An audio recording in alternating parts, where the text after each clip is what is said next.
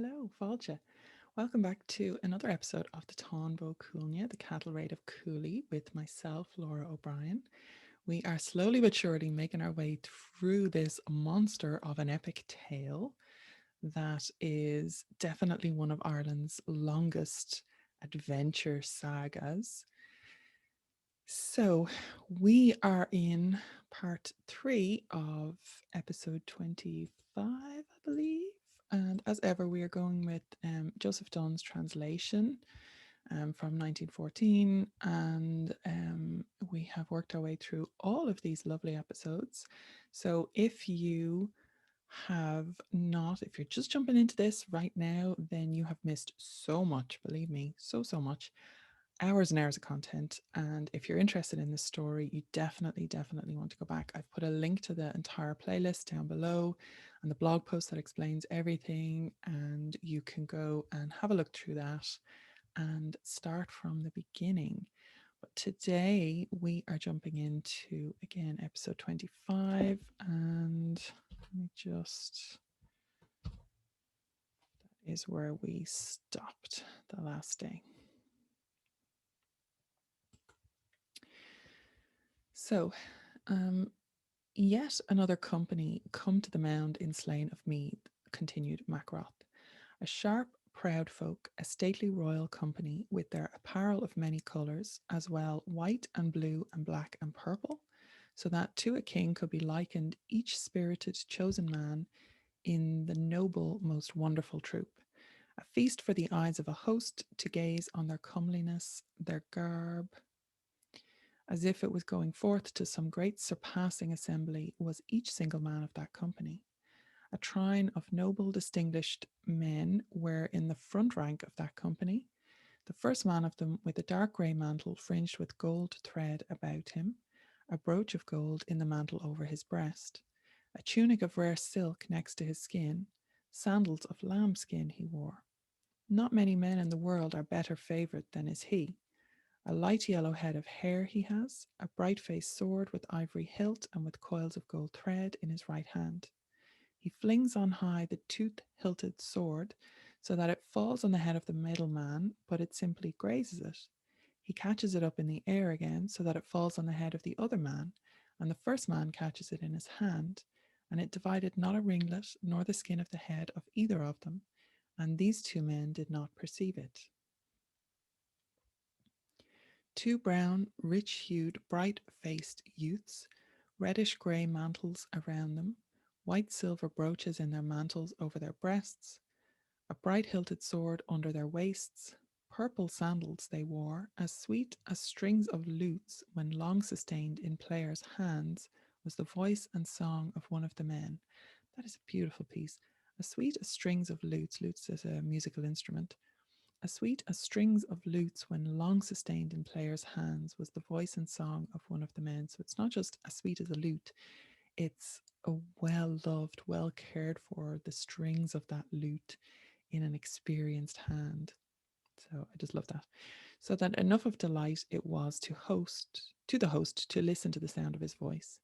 Worthy of a king or of a prince was each man in that company as regards apparel and appearance. Thou wouldst think at the sight of them they were all kings. Neither spears nor swords did they bear, but their servants bare them. That's a direct contradiction. It says that a bright hilted sword was under their waists. So, anyway, get your shit together, Táin. An overproud body is that, quoth Ailill. And who may they be, O Fergus? He asked. I know full well, replied Fergus. The poets of Ulster are they, with Cuailgne. The fair much gifted, whom thou sawest, even the learned master of Ulster, for Cuailgne. 'Tis before him that the lakes and rivers sink when he upbraids, and they swell up high when he applauds. The two others thou sawest are Aherne, the chief poet, whom none can deny, and Ailill Miltenga, Honeytongue, son of Carba, and he is called Ailill Honeytongue, for that, as sweet as honey, are the words of wisdom that fall from him. So Honeytongue is an interesting epithet because it also has been applied to Oma, the creator of the Ogham script, in the mythological creator of the Ogham script in Irish lore. So, this idea of a poet or somebody who can drip as sweet as honey the words of wisdom that fall from him. And I just want to bring your attention as well, before him, that the lakes and rivers sink when he upbraids. So, with his words, he has the power when he's giving out, when he's satiring, when he's unhappy, and he uses his words, the lakes and rivers sink and they swell up high when he applauds. So that is a really interesting commentary on the power of the poet in the society that is coming from here. They have the power to control the land. I mean, maybe not literally. Depends. Actually, in some of the stories, it is literally. So there came yet another company to the mound in Slane of Meath. This is a very busy mound, as people are commenting below. It is a very busy mound, and we're going to get through it. So said Macroth, a most terrible, dreadful sight to behold them. Blue and pied and green. That's pied, I think, is piebald, so kind of speckled or dappled.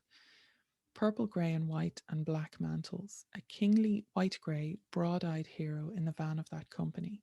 Wavy, grizzled hair upon him, a blue purple cloak about him, a leaf shaped brooch with ornamentation of gold in the cloak over his breast, a shield stoutly braced with buckles of red copper. Yellow sandals he wore, a large, strange fashioned sword along his shoulder. Two curly haired, white faced youths close to him, wearing green cloaks and purple sandals and blue tunics, and with brown shields fitted with hooks in their hands. White hilted swords with silvered bronze ornaments they bore. A broad, somewhat light countenance had one of them. One of these cunning men raises his glance to heaven and scans the clouds of the sky, and bears their answer to the marvellous troop that is with him. Ooh, cloud augury, divination. They all lift their eyes on high and watch the clouds and work their spells against the elements, so that the elements fall to warring with each other till they discharge rain clouds of fire downwards on the camp and entrenchments on the men of Erin. So we're getting the interesting lads now. We've had a lot of warriors and a lot of descriptions of noble countenances and all the rest of it. So these are the poets and the probably the we'll see what they are. Who might that be, O Fergus? Asked Aliel. I know him, replied Fergus, the foundation of knowledge, the master of the elements, the heaven soaring one, he that blindeth the eyes, that depriveth his foe of his strength through incantations of druids, namely Cathpa, the friendly druid. Anybody else having a Casper moment? Just me? No? Okay. Cathpa, the friendly druid, with the druids of Ulster about him. And to this end he makes augury when judging the elements, in order to ascertain therefrom how the great battle on Garrick and Ilgarrick will end. The two youths that are about him, they are his own two sons, to wit, Imrim, son of Cathpa, and Genon Gruasulus, bright cheek, son of Cathpa, he that has the somewhat light countenance. Howbeit it will be hard for the men of Erin to withstand the spells of the Druids. Yet another company there came to the mound in Slane of Meath. Surprise! Continued Macroth. A numberless, bright-faced band, unwanted garments they wore, a little bag at the waist of each man of them. A white-haired, bull-faced man in the front of that company, an eager dragon-like eye in his head, a black flowing robe with edges of purple around him, a many-coloured, leaf-shaped brooch with gems in the robe over his breast, a ribbed tunic of thread of gold around him, a short sword, keen and hard, with plates of gold in his hand. They all came to show him their stabs and their sores, their wounds and their ills, and he told each one his sickness, and he gave each a cure, and what at last happened to each was even the ill he foretold him. He is the power of leechcraft, he is the healing of wounds, he is the thwarting of death, he is the absence of every weakness, is that man, said Fergus. Namely, Fingon, the prophet mediciner, the physician of Concord, with the physicians of Ulster around him. It is he that knoweth the sickness of a man by the smoke of the house wherein he lies, or by hearing his groans. Their medicine bags are the sacks which thou sawest with them. That's an interesting little one. I might do a separate video on medicine bags and charms and that kind of thing. Comment below if you want that. Okay. Another company came to the mound in Slain of Meath, continued Macroth. A powerful, heavy, turbulent company, they caused uproar in their deeds of arms for the accomplishment of brilliant feats. They tore up the sad sodded earth with the strength of their bitter rage, for the mighty princes of the proud province of Concord would not allow them to proceed to the great camp till all should be arrived. Two youths, swarthy and huge, in the front of that company, soft, playful eyes in their heads. That's interesting. Soft, playful eyes in their heads. About them, dark grey tunics with silver pins set with stones. Great horn-topped swords with sheaths they bore. Strong, stout shields they bore. Lances with rows of rivets in their hands. Glossy tunics next to their skin. We know well that company, quoth Fergus. The household of Concord and his vassals are those. Their two leaders, Glasna and Men, two sons of Uthakar. There came yet another band to the mound in Slain of Meath, continued Macroth. To wit, a band of numerous body of henchmen, a black, hasty, swarthy, blank, blank, blank, man in the front rank of that band, 7 chains around his neck, 7 men at the end of each chain. He drags along these 7 groups of men so that their faces strike against the ground, and they revile him until he desists. The 7 sevens is something that's quite common in Irish lore and literature, that kind of motif of 7 sevens. So this one is, so this is the 7-7. So this would be like 49 men, which makes 50 then with him, which is another common motif. We see 50s a lot.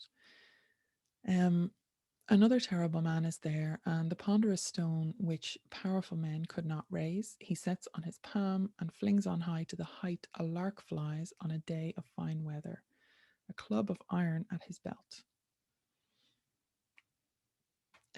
I know those men, quoth Fergus. Triscoth, the strong man of Concord's house, it is he that flings the stone on high. Ercan, son of the 3 stewards, he it is in the chains. There came another large stately company to the mound in Slain of Meath, Macroth went on. 3 very curly-headed, white-faced youths in the van of that troop. 3 curly red kirtles with brooches of silvered bronze was the apparel they wore about them. 3 sparkling tunics of silk with golden seams tucked up about them. 3 studded shields with images of beasts for emblems in silvered bronze upon them and with bosses of red gold.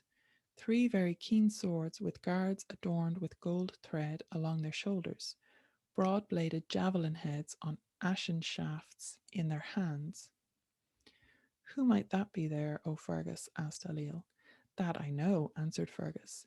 The 3 venoms of serpents, 3 cutting ones, 3 edges, 3 watchful ones, 3 points of combat, 3 pillars of the borders, 3 powerful companies of Ulster, 3 wardens of Erin, 3 triumph singers of a mighty host are there, said Fergus. The 3 sons of Concord, namely Glas and Main and Cuailgne. These kind of descriptions for the warriors or the druids or whoever,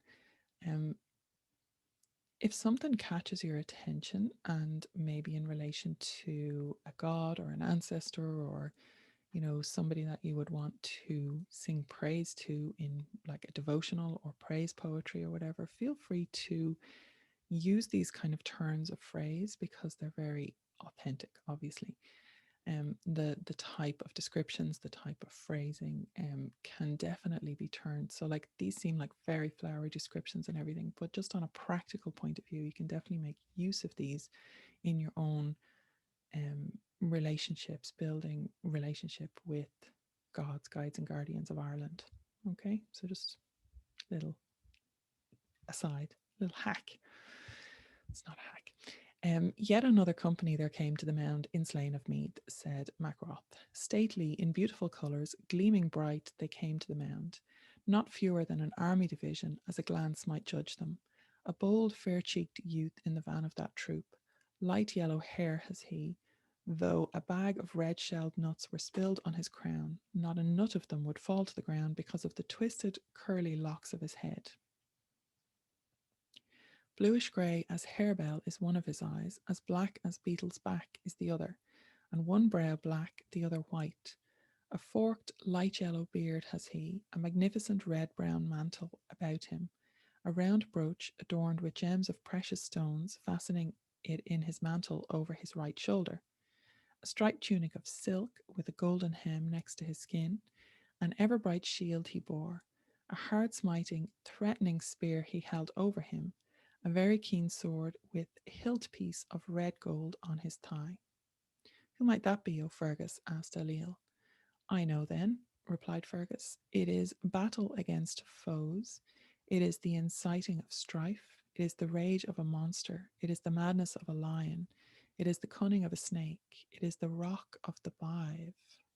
Rock of the bive.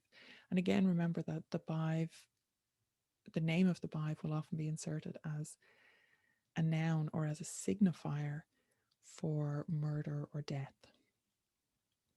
It is the sea over dikes, it is the shaking of rocks, it is the stirring of a wild host, namely Conall Cernach the victorious, the high glorious son of Amergin that is come hither. Conall Cernach is definitely a warrior who does not get, or an ancestor figure who does not get enough love. He's one of the lads that came over to Connacht and was with the Ulster exiles in Connacht and has history in Maeve's court. So it's actually who I named my son after. So yet another company came to the same mound in Slain of Mead, said Macroth, steady and dissimilar to the other companies. Some wore red cloaks, others light blue cloaks, others dark blue cloaks, others green cloaks, white and yellow jerking, beautiful and shiny, were over them. Behold the little red-faced lad with purple mantle about him in their midst, a brooch of gold in the mantle over his breast, a tunic of royal silk with red trimming of red gold next to his white skin, a bright shield with intricate figures of beasts in red gold upon it, a boss of gold on the shield, an edge of gold around it, a small gold-hilted sword at his waist, a sharp light lance cast its shadow over him. But who might that be? Asked Ailill of Fergus. Truly, I know not, Fergus made answer. That I left behind me in Ulster the like of that company, nor of the little lad that is in it. But one thing I think likely, that they are the men of Chever, with Erc son of Phalamich Nachruchach, and of Carbra Nefer. And if it be they, they are not more friends than their leaders here. Mayhap, despite his father, has this lad come to succour his grandfather at this time. And if these they be, a sea that drowneth shall this company be to ye. And the little lad that is in that the battle shall this time be won against ye. How through him? Asked Ailill. Not hard to tell, Fergus responded. For this little lad will know neither fear nor dread when slaying and slaughtering, until at length he comes into the midst of your battalion. Then shall be heard the whir of Concor's sword like the yelp of a howling boarhound, or like a lion rushing among bears, while the boy will be saved. Then outside, around the battle lines, will Concor pile up huge walls of men's bodies, in turn filled with love and devotion. Excuse me. The princes of the men of Ulster will hew the enemy to pieces. Boldly will these powerful bulls bellow as the calf of their cow is rescued in the battle on the morn of the morrow. So a little fearless dude is gonna like make his way into the midst of the battle, and then the king and all the warriors are going to be these powerful bulls that bellow as the calf of their cow is rescued from the battle. So it's going to, like, he's predicting that it's going to incite them to greater fury and greater strength in protection. Then came there 3 huge, strong, well braced, cunningly built castles, 3 mighty wheel towers like unto mountains, in this wise placed in position. 3 royal castles with their 30 full-armed battalions, swarming with evil-tongued warriors and with 30 round-shielded heroes. A bright, beautiful, glistening shield guard was on each of the 3 strong, stout battle castles. I seem to be losing my voice. With black, deadly armament of hue, high, blue, sharp pine lances, such that one's bent knee would fit in the socket of each smooth, polished, even and hard spearhead that is on each huge, terrible, strange shaft of the terrible, awful, heavy, monstrous, indescribable armament that I saw. So these are mobile castles that they're talking about, just in case this isn't clear. A third part of each shaft was contained in the socket of the riveted, very long, securely placed spears. As high as 2 cubits was each citadel from the ground. As long as a warrior's spear was the height of each battle hurdle. As sharp as charmed sword was the blade of each sickle on the sides and flanks of each of 5's hurdles. On each of the 3 stout and hard battle hurdles they are to be found. 4 dark, yet gleaming, well-adorned doors were on each battle-wheeled tower of the 3 royal wheeled towers which were displayed and spread over the plain, with ivory doorposts, with lintels of cypress. Cypress is not native here, so that would have been a very fancy wood brought in. With stately thresholds set of speckled, beautiful, strong pine, with their blue glass door leaves, with the glitter of crystal gems around each door frame, so that its appearance from afar was like that of bright, shining stars.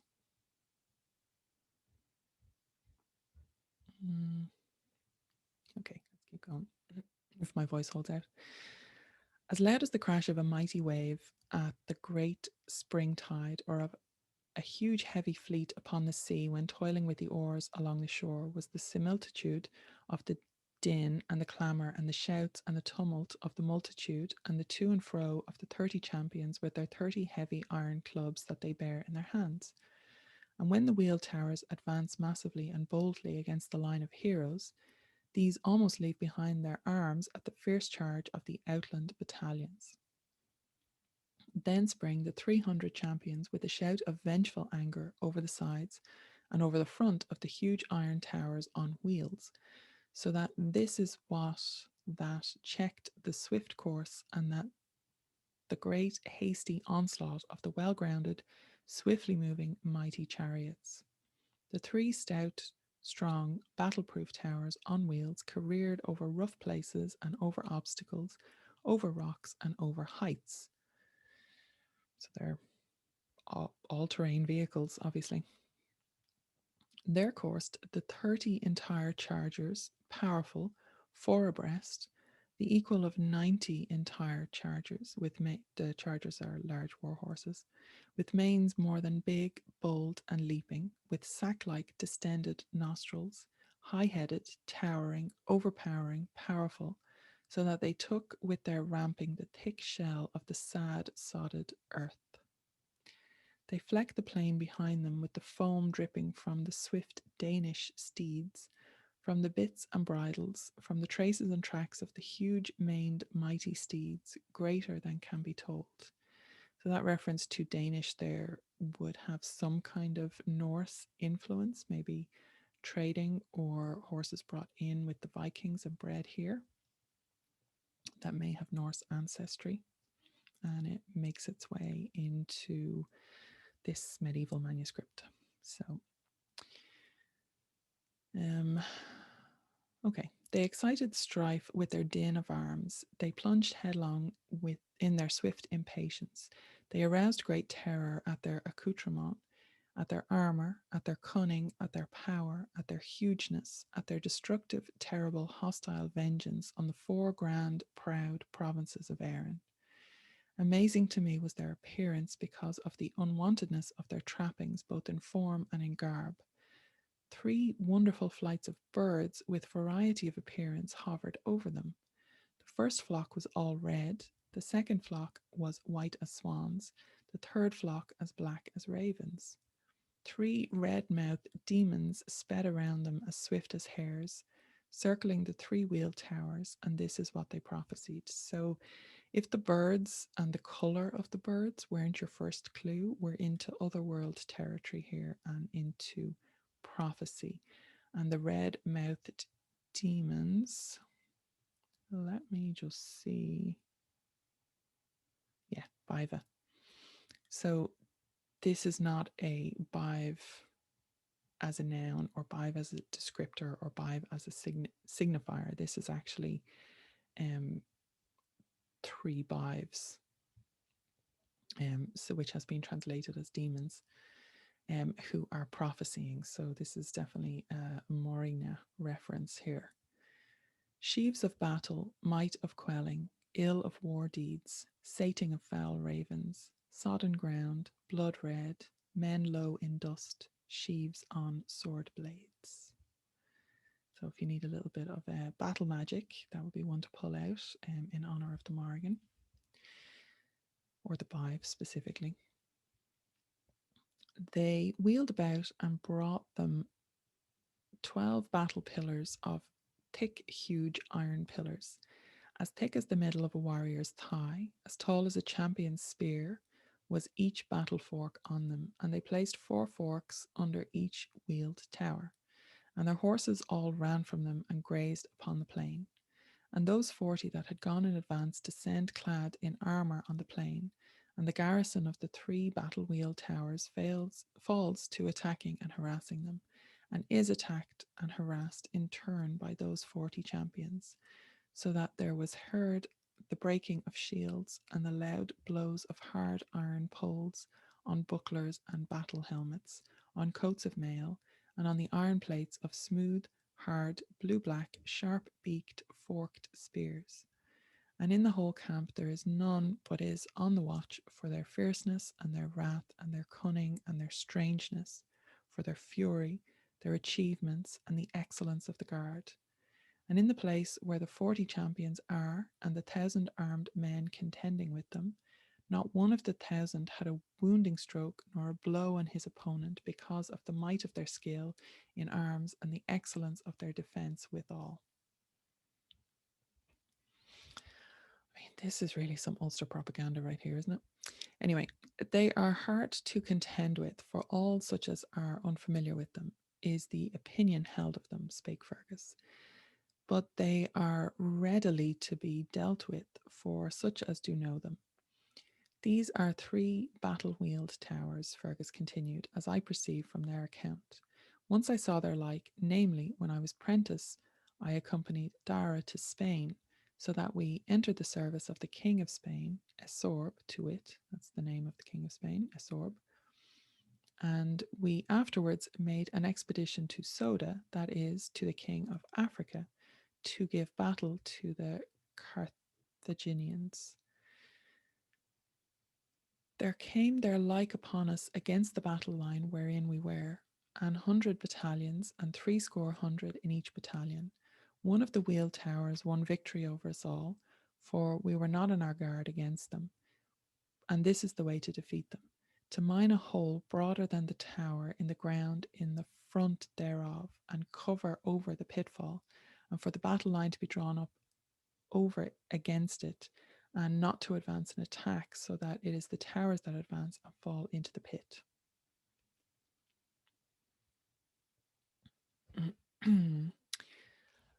Levercam told me, as I passed over Talchew, that the Ulstermen, that's Telltown in County Meath right now, but it's also the name of a goddess, Talchew, when that the Ulstermen brought these towers from Germany, and that the towers held a third of the exiles of Ulster among them as their only dwelling. And Cooley, a heap of spears, is their name, namely battle penfolds. And herein have ye the sorest of all hardships, for although all the men of Erin were drawn up against them, it is the men of Erin that will be defeated. When they take it upon them to engage in battle, they cannot hold out without a combat. Thus will they remain now till morning, every 40 men of them contending with the others. And this is my advice to you, said Fergus. Permit me with my divisions to withstand them, and do ye betake yourselves to the woods and wilds of Erin, and the Ulstermen shall not find ye in any place, and I will proceed as an example, depending on my own men of war. There are men for ye, cried Maeve. My apologies, what's going off? There are men for ye, cried Maeve. That will be a force for yourselves, Fergus made answer. So Fergus is wanting them all to feck off into the woods and the wilds, and he'll take care of this problem that all the men of Ireland together couldn't handle at all. Do we trust Fergus? I don't trust Fergus. I really don't. I mean, we come by that honestly, right? I refer you to the other 24 episodes of the Táin. Anyway, yet another company came there to the same height in Slane of Mead, said Macroth. Not fewer than a division was in it, wild dark red warrior bands, bright clear blue purple men, long fair yellow heads of hair they wore, handsome shining countenance they had, clear kingly eyes, magnificent vesture with beautiful mantles, conspicuous golden brooches along their bright coloured sleeves, silken glossy tunics, blue glassy spears, yellow shields for striking withal, gold hilted inlaid swords set on their thighs. Loud tongued care has beset them. Sorrowful are they all, and mournful. Sad are the royal leaders. Orphaned the brilliant company without their protecting lord, who was wont to guard their lands. But who may they be? Asked Ailill of Fergus. Indeed, we know them well, Fergus made answer. Furious lions are they, deeds of battle. The division from the field of Merhevna are they. It is this that makes them cast down, sorrowful, joyless as they are, because their own divisional king himself is not amongst them, even Cuchulainn, the restraining, victorious, red-sworded one that triumpheth in battle. Good reason, in truth, there is for them to be so, quoth Maeve, if they are dejected, mournful, and joyless. There is no evil we have not worked on them. Really? Evil? Okay.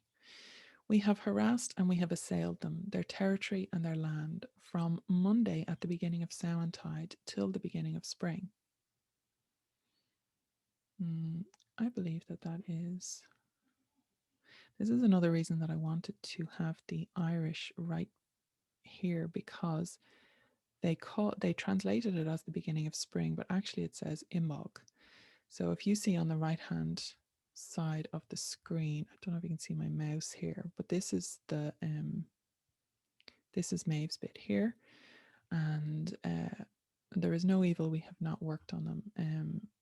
So Ulk is evil, I think, there. Well, Ulk, yeah, Nardain, yeah. So this is Old Irish, so I don't actually speak Old Irish, but I'm familiar enough to pick out some, I won't even say to make a rough translation, to pick out some things that I'm looking for when I look at it. So from Monday of Samhain until Imbolc, so Imboilg. So that's Imbolc. It's composite, basically, that takes out the A and puts in the dash there. But Imbolc is the original term there that's being used for the beginning of spring. So the festival, obviously they're talking festivals when they're mentioning Samhain as well. So Samhain being Halloween and the 31st of October, and Imbolc being the 1st or 2nd of spring. So I do have a class at the Irish Pagan School about all of the Irish festivals, actually. The 4 fire festivals, if people are interested. But there is an Imbolc one in particular. And as I record this, we are just coming up to Imbolc. So I think that's interesting that I've hit that part in it. That's happened a couple of times as we read it. Anyway. So we have taken their women and their sons and their youths, their steeds and the troops of horses, their herds and their flocks and their droves. We have raised their hills after them till they are become lowlands so that they are level with the plain. There is not thou canst boast over them, O Maeve, cried Fergus, showing his real colours.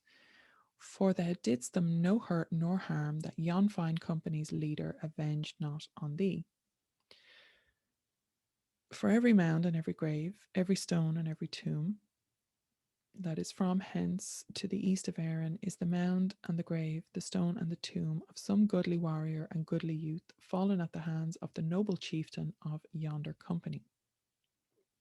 Happy he to whom they hold, woe to him whom they oppose.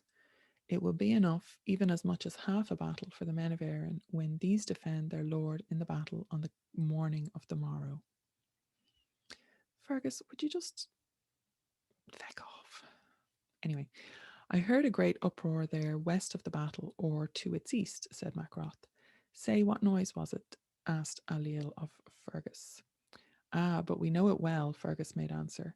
Cuchulainn it was, straining to go to battle, wearied at the length of his lying sick on Firth Sciach, Thorn Mound, under hoops and clasps and ropes, and the men of Ulster do not permit him to go because of his sores and his wounds, inasmuch as he is not fit for battle and is powerless for combat after his encounter with Ferdia.